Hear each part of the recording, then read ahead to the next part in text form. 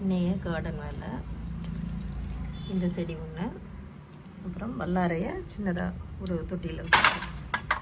பெரிய தொட்டியில் நான் அப்பப்போ எடுத்துகிட்டு சமைச்சிட்ருக்கிறதுனால இன்னும் கொஞ்சம் வேணும் அப்படின்னு சொல்லிட்டு இது வச்சுருக்கேன்.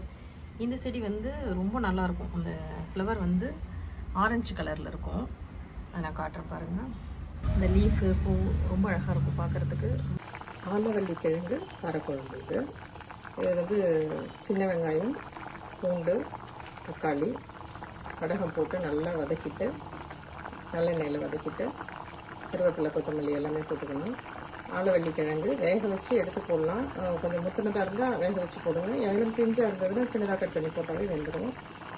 அதை போட்டு புளி, ஒரு நெல்லிக்காய் அளவுக்கு புளி வந்து கரைச்சி அதில் ஊற்றிட்டு, மிளகாத்தூள், தனியாத்தூள், மஞ்சத்தூள் 3 போட்டு நல்லா வறுத்துட்டு அதுக்கப்புறம் புளி கரைசலை ஊற்றணும். நல்லாயிருக்கும், டேஸ்ட்டாக இருக்கும், ஹெல்த்தியானது. கடைசியில் இது நல்லா பாயில் ஆகி வந்ததுக்கப்புறம் கொஞ்சமாக வெல்லம் போட்டுருங்க. நல்லெண்ணெய் 1 ஸ்பூன் ஊற்றணும். அவ்வளோதான், டேஸ்டியான காரக்குழம்பு ரெடி.